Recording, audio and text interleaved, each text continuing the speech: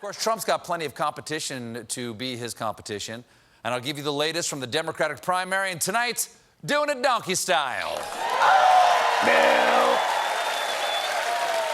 This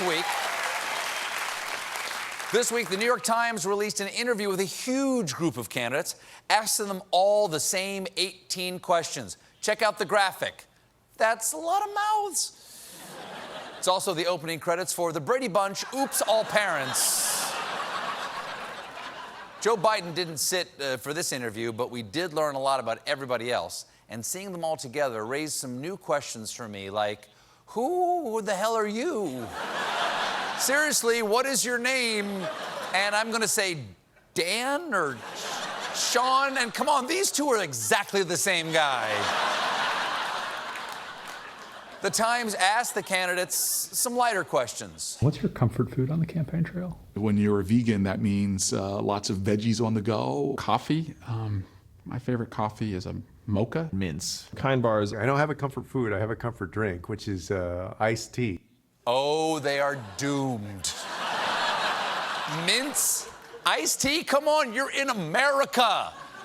Just say burgers or pizza or nachos or French fries or just chugging Alfredo sauce straight from the jar. Comfort food. Pop open a can of Hershey's and just, chocolate jimmies, and just go to town with yourself with a spoon. Comfort food is what you eat because you ran out of Xanax. One candidate had the right take on comfort foods. Glass of whiskey at the end of the night. Thank you, Senator. Thank you, Senator Gillibrand. Thank you for finally recognizing whiskey as a food. It is made of corn, and it is my only source of fiber.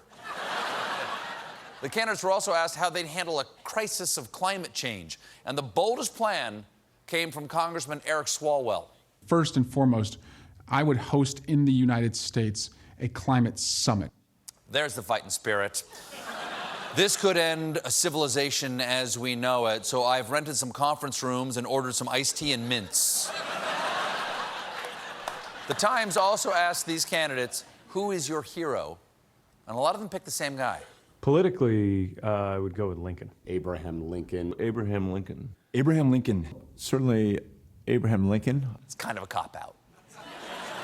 That's like saying my favorite band is the Beatles, my favorite weather is sunny, my favorite thing to do with my lungs is breathe. But a few of the candidates chose a hero a little closer to home. My wife. My wife. My wife right now. In many ways, my wife. Wow. I mean, right now it's like Baker Mayfield, the quarterback of the Cleveland Browns.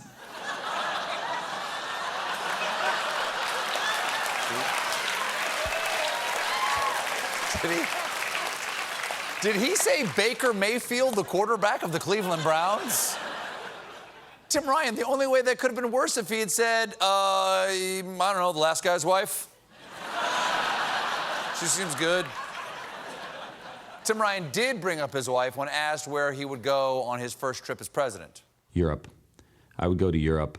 In fact, I already teased my wife that within the first few weeks of getting sworn in, we're going to have to go to Europe and really rebuild our alliances in NATO. Why would you tease your wife like that, Tim Ryan? We all know you're actually going to take Baker Mayfield. The candidates were also asked about their nighttime routine. How many hours of sleep do you get a night? Not enough. Not enough. Just enough to be able to have dreams at nighttime and vision statements in the daytime. What is that? Wow. What does that even mean?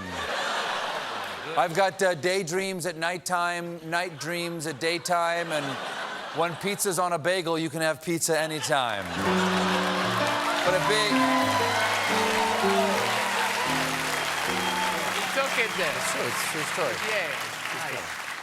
But a big group of these candidates is still polling ahead of Donald Trump. Trump is currently losing to Joe Biden, Bernie Sanders, Elizabeth Warren, Kamala Harris, and Pete Buttigieg. Or as he calls them, Sleepy, Crazy, Pocahontas, Prosecutie, and the guy whose name starts with butt. With an advantage that large, there's no way the Democrats can screw this up, is something only people born after 2016 would say. Because last weekend, we got a warning sign when the Democratic Party tried a little too hard to appeal to the youths with this tweet referencing a 3-year-old Beyonce song. This is a whole mood. Text boy bye to get this exclusive wallpaper. That, of course, was the work of the Democrats' head millennial outreach, Morris. Come on.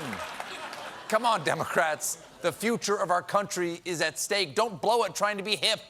This is like if Paul Revere stopped mid-ride to tweet, "Isn't my horse low-key thick, though?" We got a great show for you tonight.